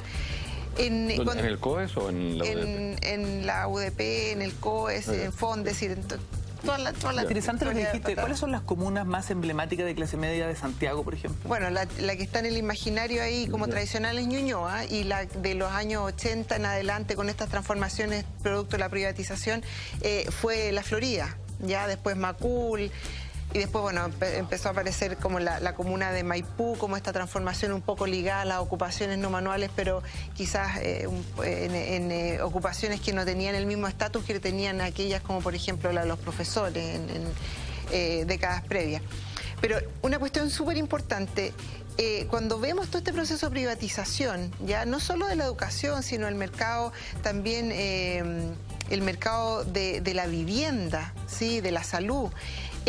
Lo que uno puede recuperar a través de la investigación son historias de familias que se replegaron a estrategias individuales y familiares, porque efectivamente el Estado, que estuvo siempre presente, ya no estaba presente. El Estado desaparece, el Estado ya no es garante, el Estado ya no provee. Entonces, bien, usted va a tener vivienda propia, pero usted se las tiene que buscar, ¿no? Usted se tiene que endeudar, conocemos la UF, ¿no? Ese es como un momento, un hito de transformación. De las relaciones sociales, porque en realidad es un endeudamiento familiar que no estaba presente en las prácticas, digamos, de las economías familiares hasta entonces. La educación, ¿verdad? Los colegios particulares subvencionados. También es un constructo bastante interesante en el cual la familia hace una gran inversión con altas expectativas, pero también es una relación que adquieren de forma muy individual y muy poco comprometido respecto a otras relaciones un poco más amplias, comunitarias, por ejemplo, ¿verdad? Es un proyecto de familia que busca un colegio particular. Entonces, en todo este proceso, digamos que hay un imaginario, una clase media que está más vinculada, que tiene más relación con el Estado, que está más relacionado con otros segmentos, que incluso funcionaba como una bisagra entre los sectores populares y los sectores más altos. Bueno, esa imagen cambia, ¿verdad? Y empieza a aparecer en este imaginario de que son familias que tienen que rascarse con las propias uñas, por decirlo coloquialmente, ¿verdad? Y todas estas estrategias tienen que ser introyectadas hacia el proyecto familiar. Y empieza toda esta cosa como de las expectativas de los hijos, ¿verdad? ¿Qué es lo que va a pasar con mi hijo? Que quiero que sea profesional, que va a estudiar, etcétera. Y efectivamente toda esta cuestión tiene como un impacto respecto de cómo se perciben las relaciones sociales. Empieza una desconfianza hacia el otro, ¿verdad? Porque en realidad donde yo invierto fundamentalmente mi estrategia es en el contexto familiar, individual y no más allá, ni siquiera a nivel comunitario. Entonces, eso es bien importante como entenderlo como trasfondo. Y yo creo que también un poco, claro, el término clase es complejo, pero uno cuando ve estas trayectorias familiares individuales ve que la gente se reconoce porque tiene historias parecidas. Entonces, cuando ve una cierta identidad de clase floridana, digamos, es porque sabe que hay una historia más o menos compartida de personas que se fueron a vivir a las villas en los años 80, que se endeudaron con la UF, ¿verdad? Que empezaron a buscar en nuevos colegios que estaban ofreciéndose en estos sectores. Entonces, hay una identidad más o menos parecida. Ahora, no es la identidad militante de clase, pero sí es una identidad que es de una experiencia compartida. María Luisa, tenemos más preguntas en Twitter, nuestros amigos en casa con el hashtag #culturaverdadera @mentiras_la_red. Que dice aquí, aunque ganen sueldos arriba de 1 millón, si pierden el trabajo, ¿pasan a ser pobres? Rafael Garay. Que eso depende. Tú puedes perder. Interesante pregunta, que aquí estamos viendo la vulnerabilidad de la clase media. Tú puedes perder el ingreso de manera transitoria y tener patrimonio, acceso a endeudamiento y tener cómo defenderte. Ahora, yo creo que hay un porcentaje muy importante de la clase media, sobre todo cuando tú vas a los niveles más bajos, que efectivamente pierden el sueldo y quedan automáticamente bajo la línea de pobreza, sobre todo cuando tú tienes solamente un ingreso familiar. Porque al final yo los datos que da son de ingreso familiar y tú muchas veces complementas renta, ¿cierto? Renta de papá, mamá, digamos. pero perder el ingreso a nivel de clase media es súper dramático porque rápidamente puedes bajar a un nivel de vulnerabilidad muy cercano o romper incluso la línea de la pobreza. Y ahora, con un 35% de mujeres jefas de hogar. Así es. Sí, hasta con 6 niños yo conocí. Que en promedio y eso incluso es más dramático en el segmento más bajo, porque cuando se te da que tú tienes una jornada laboral de 45 horas y tienes un sueldo cercano al mínimo y tienes una cantidad de cargas familiares y estás efectivamente bajo la línea de la pobreza. O sea, una persona, un trabajador, esto sí yo creo que es muy exclusivo de Chile. O sea, que tú tengas una jornada completa de 45 horas semanales o 50 horas semanales y estás ganando el sueldo mínimo, y por la cantidad de cargas que tienes dentro de tu casa, ¿cierto? Hijos, señora, lo que sea, o si trabaja la mujer, o si es justamente la mujer jefa de hogar y tiene hijos chicos, por ejemplo, ellos viven bajo la línea de la pobreza porque tienes menos de 76.000 pesos por cabeza y por tanto estás bajo la línea de pobreza teniendo un empleo full time. Si eso es dramático y eso habla de una precariedad del mercado laboral mismo. Yo cuando escucho a la Bárbara Figueroa, con quien muchas veces discrepo en varios temas, pero cuando ella habla del trabajo precario, habla exactamente de eso. A alguien que incluso trabajando 45 horas a la semana está bajo la línea de pobreza, y eso me parece que para un país que pretende ser desarrollado, un país que tiene $23.000 de ingreso per cápita, por tanto tenemos ingresos per cápita similares o muy parejos con Portugal, que es un país desarrollado, no hemos podido resolver estructuralmente nuestro problema del mercado laboral. Solamente te hago una observación adicional de lo dramático que es esto, que es un tema de pensiones, pero creo que es relevante porque todos sabemos que uno llega al estado pensionado y llegó al estado de pobreza, porque esa es la verdad, para un amplio porcentaje de la población. Fíjate que una de las medidas que se ha planteado siempre es decir, mire, la jubilación de hombres a los 65 años, y lo que deberíamos hacer es subirla a los 67 años, como una de las soluciones. Eso en Chile es totalmente impracticable, por una razón muy sencilla. 7 de cada 10 mayores de 60 años en Chile no encuentran trabajo. Entonces, ¿qué sacas tú con elevar la edad de jubilación? Si no van a encontrar trabajo y los vas a condenar a estar 7 años endeudándose, liquidando sus activos, ¿cierto? Más encima con esto que acaba de aprobar el Parlamento de la hipoteca reverso inversa, que me parece una aberración. 7 años, ¿cierto?, para poder llegar a su pensión. Oye, hay otra cosa que tiene que ver con este problema de aislamiento, soledad, luto, que al final se traduce en desconfianza, pero al final en individualismo. Tiene que ver con la pérdida de niveles de protección que te daban otras cosas, no solo con la relación con el Estado, también el barrio, también la familia. Ahora, en la medida que la familia, yo creo que es una cosa muy buena, que haya muy diversas formas de familia, pero entonces tú, en la medida que perteneces a varias familias, obviamente las solidaridades son más complicadas, son más complejas a cuando tenías antes en el barrio y familias en las cuales tú te podías hacer, digamos, se hacían cargo los familiares mayores de los hijos, etcétera. Cosa hoy día es más difícil porque ¿de cuáles te haces cargo? De los hijos de la pareja 1, de la pareja 2, de la pareja 3. Bueno, quiero decir, entonces, hay un proceso que en la sociedad que tiene que ver con transformaciones que se dan en distintas partes del mundo, pero que agravan este problema de individualismo y de segregación, heterogeneidad, que antes te lo daba un cierto modelo económico social y también te lo daba la política. Profesor Garretón, porque la política te daba la idea de un y ya regresamos con más cultura verdadera. Aprovechen de comentar y preguntar en nuestro hashtag No Te Vayas.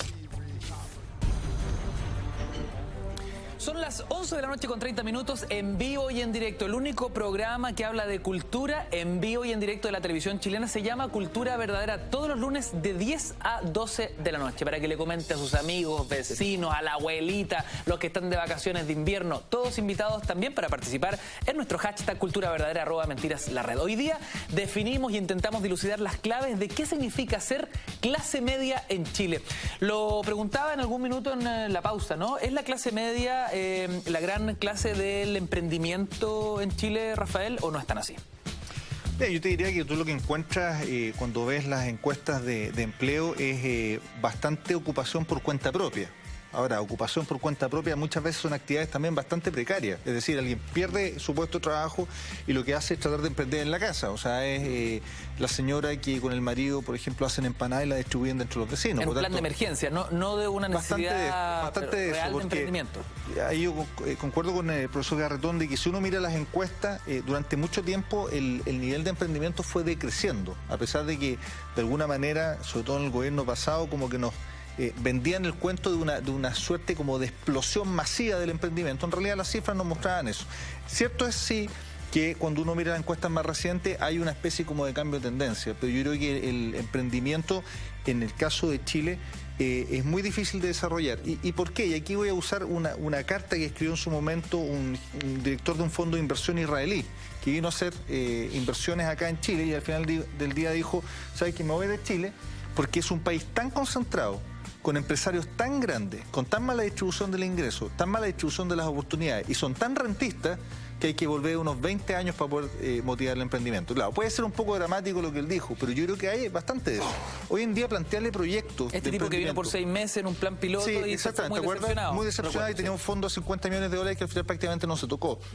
Entonces, nosotros tenemos una clase empresarial que yo siento que en un momento fue, sigue siendo exitosa, cosa de las facturaciones, pero que fue mucho más innovadora. Yo creo que nos hemos ido quedando bastante en eso. Bueno, de hecho, somos un país monoexportador de cobre, así que tampoco nos hemos hecho la gran maravilla desde el punto de vista de la exportación. Entonces, yo creo que falta todavía. Yo creo que hay iniciativas incluso bastante recientes desde el Ministerio de Economía para dar de motivar el tema del emprendimiento, pero si uno conversa con gente de la SECH, por ejemplo, te cuentan todo lo difícil que es emprender en Chile, lo difícil que es obtener, o sea, los emprendedores que están viendo esto van a saber que he emprendido, porque lo difícil que es obtener una línea de financiamiento para desarrollar tu proyecto, y si la logras obtener, ¿a qué tasa la obtienes? O sea, al final del día, ni con tu mejor esfuerzo, ni matándote con el emprendimiento, eres capaz de pagar la línea de financiamiento. Primero, inexistente, y cuando hay, excesivamente cara. Entonces, no tenemos hoy día, yo diría, tanto desde el punto de vista de las instituciones, del acceso a financiamiento, de repente de la asesoría para emprendedores,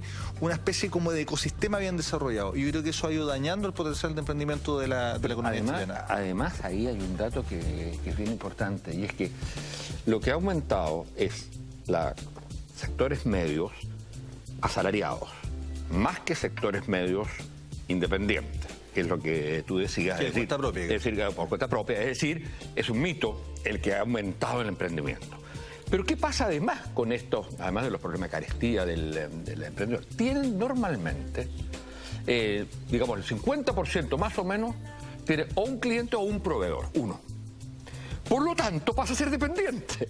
El independiente pasa a ser dependiente. ¿Y qué le ocurre al otro? A los dependientes, a los asalariados, que han aumentado mucho.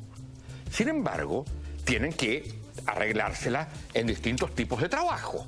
Entonces, manejan de algún modo independientemente, o sea, viendo su fuerza de trabajo a distintos sectores. Por lo tanto, los dependientes pasan a ser independiente en el sentido que depende de muchos otros y por lo tanto y no solo de uno. O sea, se te produce una confusión en una cosa que antes era relativamente clara y además donde los sectores medios asalariados eran básicamente estatales y hoy día son básicamente públicos. Profesor Carretón, otro enredo es el que vimos en este experimento social donde desde Estación Central hasta los trapenses todos se sentían clase media. Me gustaría que lo discutiéramos también a la vuelta, ¿no? ¿Por qué todos se sienten clase media? Si finalmente me imagino que unos sí forman parte de esa clase social y otros no. No sé. Lo discutimos también con nuestros expertos, nuestros panelistas. A esta hora de la noche ya son las 11:35. Hashtag Cultura Verdadera. Yo estoy entre una película de acción y un partidazo del fútbol español. Me voy por las explosiones, las persecuciones y los dobles de acción, o tal vez la acción de media cancha, la explosión en velocidad y la persecución de los defensas. Es que un gran partido de fútbol, una buena película o tu serie favorita merecen ser vistos en HD. Ahora con Movistar puedes ver todo en HD, todo en alta definición. Toma asiento y disfruta de hasta 72 canales en HD. Disfrútalo con un trío HD Pro M con 50 canales en HD por solo 38.990 pesos mensuales. Movistar todas las noches de mentiras verdaderas y por supuesto los lunes de cultura acá en la red con nuestro hashtag Cultura Verdadera @mentiras la red. ¿Quién me explica por qué todos se sienten parte de una gran clase media? Yo te explico. Por favor. Claro. Porque en realidad no es cierto. No todos nos sentimos parte de la clase media. Pero dentro de una cosa que rebasa, que yo creo que es transversal a las clases sociales, en Chile hay una fuerte resistencia a definirse en los extremos. En Chile decir yo soy de clase alta públicamente implica un nivel como de arrogancia, de desprecio por los demás, de pesadez, de nuevo rico, de recién llegado, de parvenu, una cosa así horrible. Por lo tanto, la clase alta tiende a no definirse públicamente como clase alta, aunque sepa que lo es. Y en un país con los niveles de desigualdad, de discriminación, de clasismo y de racismo que tenemos, decir yo soy pobre, yo soy de clase baja, definirse públicamente así también puede tener costos muy altos. ¿Qué te queda entonces? Por descarte, definirte como clase media, que es como una cosa tan amplia, como muchos de los entrevistados decían allí, tan medio amorfa que no es ni buena ni mala. E incluso hasta está asociada históricamente a ciertos ideales de austeridad, educación, ilustración, entonces no suena mal. Pero eso pasa en todos los países, ¿eh? No necesariamente en todos los países. La autoidentificación sí. Pero, por ejemplo, si uno revisa, y no del punto de vista económico, sino de los ideales nacionales, de hasta dónde quieres llegar, por ejemplo, Estados Unidos, el ideal es ser rico. Claro. El sueño americano no es llegar a la clase media. El ideal es ser un magnate y que tu casa salga en el programa de los ricos y famosos. O sea, el éxito está definido no por tener lo suficiente para vivir, o si llegas a ser más rico para ocultarlo un poco, porque es feo que le muestres y le restriegues en tu casa, en la cara a tu riqueza a los demás. Pero la mayor parte se define también en Estados Unidos como el Middle American. Eso es el Estados Unidos profundo, es lo que ellos consideran la clase media. Pero los porcentajes de definición como clase media del total de la población, en lo público al menos, quién sabe qué pasa en lo privado, son menores que en Chile. Claro. No, es que en este país es exagerado, además, pero yo diría en general, la tendencia es ubicarse en clase media. A propósito de la crisis de un Estado benefactor, a propósito de la crisis del proyecto revolucionario y todo eso, la definición como orgullosa de clase obrera, el llamado orgullo proletario, como dice Julio Pinto, también bajó. Asun, aguántame porque tenemos más preguntas en Twitter. Nuestros amigos en casa, en vivo y en directo, participan con nosotros en Cultura Verdadera. Dice, ¿la clase media de Santiago es la misma que la de regiones en Chile? Qué buena pregunta y saludos al panel, nos dice Andrea López, porque lo estábamos discutiendo justamente en la pausa. Nos pregunta, perdón, Andrés López, que de acá leo a Andrea. O sea, el fenómeno de Santiago yo creo que es muy particular, y efectivamente ahí es donde nutre de contenido, digamos, para todo el país, y creo que uno tiene que tener harto cuidado con cómo lo analiza. Pero en el caso de Santiago estoy pensando en el segmento alto, un poco a raíz de lo que salió en las últimas entrevistas en los traspenses. Efectivamente, el segmento alto, el ABC1, tiene una dispersión de ingresos que es tremenda. ¿Cómo así? O sea, pasa de ingresos, lo que decíamos, ¿verdad? El 10% más alto, que puede ser, no sé, 2 millones, 3 millones para una familia, a ingresos que son, no sé, 20, 30, no sé, y mucho más. O sea, la curva crece exponencialmente. Entonces, pero Santiago nomás no. Sí, pero hablando del fenómeno de concentración de la cuestión residencial, cuando uno mira los últimos 20 años y cómo ha ido creciendo y ubicándose el sector ABC1, pensando un poco en este segmento alto que dice que es de clase media, el segmento AB es el que va ocupando ciertos espacios, por ejemplo, creciendo hacia la dehesa. ¿Ya? Cambiando un poco el uso del suelo, que suelos a veces que eran agrícolas, que empiezan a ser residenciales. Y después el grupo C1, digamos, es el que va detrás y que es más numéricamente más amplio, ¿verdad? Y que en el fondo sostiene un proyecto que trae consigo colegio, clínica, avenida, túnel, etcétera, ¿no? Entonces, uno piensa, este segmento C1, ¿verdad?, que va un poco detrás de este otro segmento que efectivamente es el más pudiente de la sociedad. Claro, frente a ese otro, se siente de clase media, no se siente tan rico, ¿verdad? Se siente que está llegando detrás, pero a nivel nacional hay diferencia. O sea, la mayor cantidad de segmentos AC1 en términos de porcentaje de la población está en Santiago. Pero cuando uno va, por ejemplo, yo soy de la región del Biobío, y cuando tú analizas el segmento E, que en el fondo es el nivel de indigencia, ¿cierto?, o bajo la línea de la pobreza, que acá en Santiago está a niveles del 12%, tú te encuentras en la octava región a niveles del 24%, el doble. ¿Te das cuenta? Y el segmento ABC1, que en Santiago representa el 11%, es mucho más chiquitito también en Concepción, representa más o menos el 6%.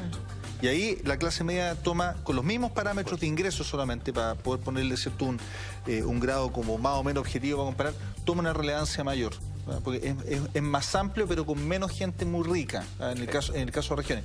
Mucha concentración de riqueza en Santiago. O sea, no solamente somos un país concentrado en lo económico, sino que también concentrado en la mayor cantidad de la clase media está concentrada en Santiago también. O sea, estas ocupaciones profesionales están concentradas en Santiago. O sea, la gente se pregunta, y sin embargo, perdón, yo diría que en provincia, donde sí queremos rescatar el concepto de clase media, que yo insisto, no sirve mucho más en provincia, hablar de una clase media provinciana o una clase media regional, que en Santiago, donde yo creo que se da el fenómeno que hablábamos anteriormente. ¿Eso es romántico o es cierto, Rafael? No, yo creo que es cierto, aparte que también hay mucho mayor arraigo, por ejemplo, todo el tema de los barrios. Hay cosas que en Santiago se perdió por la misma movilidad, la aspiracionalidad de irte cambiando de comuna a medida que te va viendo mejor para tratar de alcanzar, aunque no lo declares, la clase superior. Así que justamente ese concepto de raíces, de barrios, se vaya perdiendo, cosa que cuando uno va... como yo hablo de Concepción, pero cuando uno va en general a las ciudades más pequeñas, uno encuentra todavía esos conceptos de barrios tradicionales que en el caso de Santiago pasan a ser una curiosidad, casi un lugar que tú vas a visitar con fines turísticos. Y las familias son más tradicionales también. Y son familias que se quedan incluso en las mismas casas durante generaciones, entonces hay un arraigo mucho mayor y por eso también los niveles de desconfianza son mayores en Santiago que en las regiones. ¿Cómo podemos definir, nos preguntan mucho en Twitter, esta estratificación tan característica, ¿no?, del ABC1, C2, C3, DE? ¿A qué corresponden cada una de estas fórmulas? Sigamos el libro, no sé si es tan, digamos, utilizable, pero sigamos el libro. El A es la aristocracia con recursos de un país, eso es. La B es la aristocracia empobrecida de un país, son los parientes más pobres de los aristócratas con plata. El C1 es la primera generación aspiracional, que generalmente son profesionales, que en términos de años de estudio tienen mayor escolaridad que los A. ¿Te das cuenta? Entonces son los que vienen subiendo fuerte, son los que tienen buenas pegas, son los que toman la gerencia, etc. El C2 ya empieza a ser una suerte como de clase media emergente, que generalmente está mucho más vinculada a cargos técnicos, vive más en comunas periféricas, etc. La clase C está mucho más vinculada a trabajo, tanto manuales como no manuales, mucho más obreros, mucho más empresas de servicio. Estoy pensando en gente que vende, por ejemplo, los centros comerciales, etc. Y después tiene los segmentos D y sobre todo el E es la indigencia, o sea, hay gente que está abajo los 76.000 pesos mensuales. ¿Pero te fuiste por ocupación ahí o te fuiste por ingreso? ¿En cuál de todo? No, es un mix, porque es mucho más amplio. O sea, cuando uno dice aristocracia con recursos, bueno, puede ser varias cosas. ¿Cuáles son los indicadores? Son ahí para el... No, ahí es la estratificación típica, ABC1, C2, C3, D y E, es multifactorial. O sea, hay consideraciones de ingresos, hay consideraciones de bienes, de patrimonio, de años de educación, de capital cultural, de estilo de vida, apellido, de viaje. En el caso del A y del B sí hay una consideración, porque estamos hablando de aristocracia, ¿cierto? Sí, por eso, como hablaste de aristocracia, eso... Claro. Pero en el fondo son clasificaciones mucho más ricas, tienen mucho más variables. Yo sé que la clasificación al final, solo por ingresos reduccionista, es sencilla para explicar, pero reduccionista respecto a la complejidad que puede tener un determinado sector. Sobre lo que estamos discutiendo hoy, la clase media entraría en qué rango de... C2, C3. Esa es la gran clase media chilena. Claro, porque cuando tú ves... de estratos medios. Claro, o estratos medios. Rafael, un segundito, vuelvo al tiro. Tengo que contarle algo muy importante a nuestros amigos en casa. Ya son las 11:45 en esta acalorada discusión sobre la clase media chilena. Tú recuerda, el norteamericano te asombra. Estas vacaciones de invierno, ¿cómo no? Trae a tus hijos a jugar, crear, a aprender en inglés. Al primer Winter School del Instituto Chileno Norteamericano. Talleres de música, arte y video que les ayudarán a mejorar su nivel de inglés desde el 20 y hasta el 24 de julio. Los primeros 10 inscritos tienen un 20% de descuento. Ojo, más información en www.norteamericano.cl o llamando directamente al 2267-77000. Repito, 2267-77000. Breve corte y regresamos con más Cultura Verdadera esta noche de lunes acá en la red. No te vayas. Queridos amigos, ya son las 11:52, acalorada discusión en Cultura Verdadera para definir quiénes ¿Qué características tiene la clase media en Chile? Con el hashtag Cultura Verdadera, @mentiras la red. Ahí está el GC. ¿Qué es ser clase media en Chile? Tenemos pregunta para Rafael, me dicen desde el switch de dirección. Señor director, ¿qué nos dice el davileño? Por ahí escuché que la pobreza podría medirse por el nivel de endeudamiento también. Así que, ojo, ¿lo explicaría, Garay? Sí, ahí hubiese sido mejor que la pizarra. Pero bueno, pero es que esta hora ya el señor de la pizarra ya le pagamos hasta las 11:30 nomás. No, mentira. Lo que pasa es que para analizar en el fondo si está contribuyendo a ver, porque primero no hay que satanizar la deuda. O sea, la deuda hay hasta cierto nivel en que la deuda es positiva.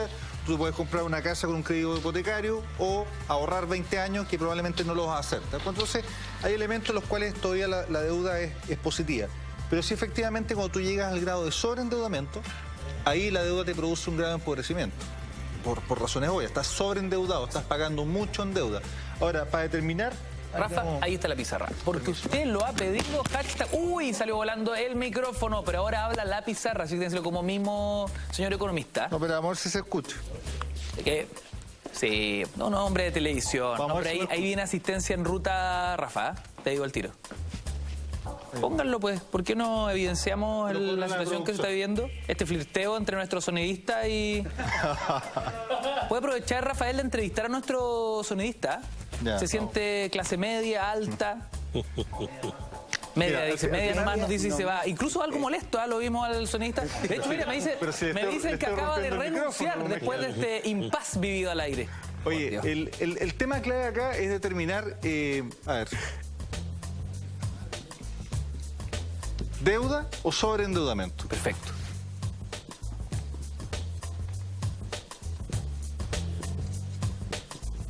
Llega a doler esa segunda palabra, larga que es. A ver, la deuda, entre comillas, un ticket es razonable. ¿Cuándo no es razonable? Yo te diría, hay dos parámetros que yo siempre le enseño a la gente que debería usar para poder ver si está sobreendeudada o no. Una es que no deberían destinar jamás más del 30% de los ingresos que tiene mensualmente el grupo familiar a pagar deudas de consumo. O sea, imagínate si tú como grupo familiar tienes 1 millón de pesos de ingresos, ¿cierto? Por lo tanto estás en la clase media, de acuerdo a lo que mirábamos en el gráfico anterior, tú no puedes destinar más de 300.000 a todos tus créditos de consumo. Y ojo, que cuando digo todos los créditos de consumo, estoy pensando en las tarjetas de multitienda, estoy pensando eventualmente en la cuota de un auto, porque al final del día es una compra de consumo. Estoy pensando, si te pediste un crédito de consumo en el banco y tienes que pagar cuotas mensuales, todas las cuotas no pueden representar más del 30%. Si se te va más del 30%, ya tienes un grado de sobreendeudamiento. Fíjate que en estudios que nosotros hemos hecho... ¿La hipoteca no entra ahí?